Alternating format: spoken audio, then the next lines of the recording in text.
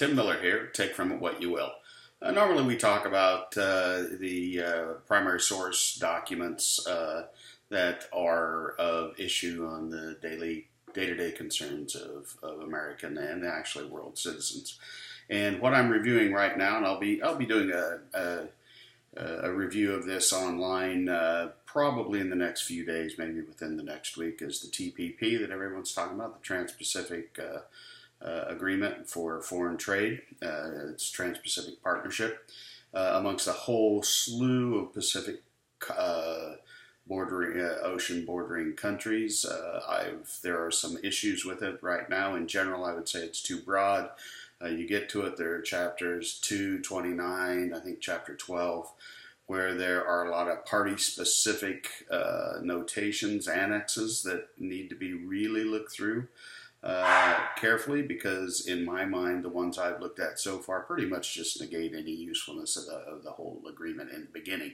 So anyway, those are the things I'm going to be reviewing. We'll talk about that. But what I wanted to talk about really briefly today, and maybe I'll keep this to 5 minutes, is, it occurred to me last night as I was rolling through the media. I shouldn't say watching it, because I turned to see if there's something new, and I hit all the main media channels. I'll hit CBS, ABC, NBC, the kind of the normal or the old guard media channels, and then of course CNN and MSNBC and Fox, because that's the only place you can hear anything besides people bashing Trump, and just to catch and see what's happening with Hillary Clinton, because nobody else talks about her anymore. It's like a non-entity. But it just occurred to me that here we are with all of the media focusing, and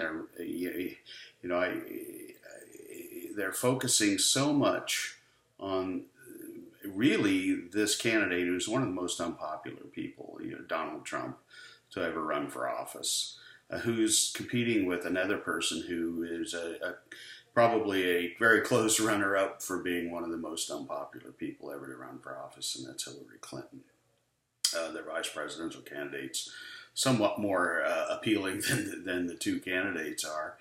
But what occurs to me is we need to make an appeal to the media, because, we're talking about people that, they have each one individually having greater than 50% unlikability amongst the voting populace and the American people. Why are we talking about these people? Why are they dedicating 90+% of their airtime, their news airtime, their media airtime to these people? And the majority of it bashing Trump, unless you go to just the Fox guys. Or Newsmax, some of the little ones. But anyway, so here's my appeal to guys like Chuck Todd, to Joe Scarborough, Steve Ducey, John Dickerson, George Stephanopoulos, forget it. Yeah. It's not going to work. Jake Tapper, Chris Cuomo, all these guys that are in the pockets of the Hillary Clintons or the Donald Trumps or the Democratic Party or the Republican Party. You're dealing with two antiquated parties, dinosaurs that are no longer popular. Why instead of focusing on those parties, why don't you start focusing on the candidates that people could get behind? Let's let you spend this 90% of your time focusing on the Jill Steins, and the Johnson, I'm drawing blank, the Libertarian Party candidate, and Bill Weld.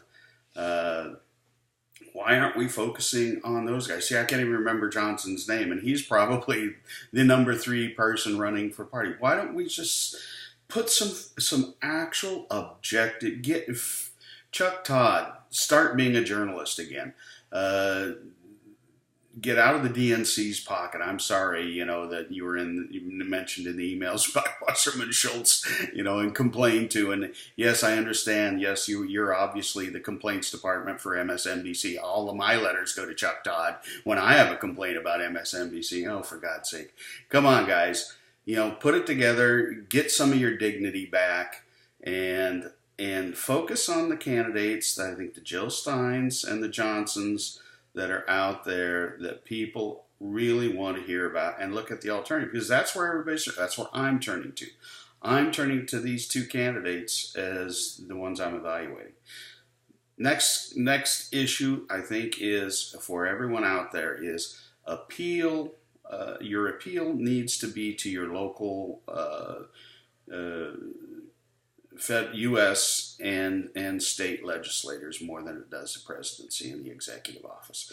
Let's start focusing on some of the elections that are happening in our areas. I'm in Florida. I'm looking at my congressman.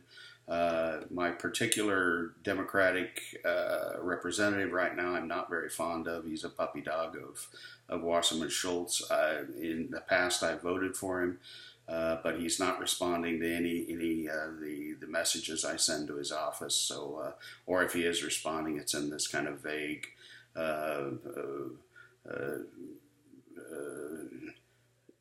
Xerox copied sort of response that you get from somebody who's form letter kind of thing.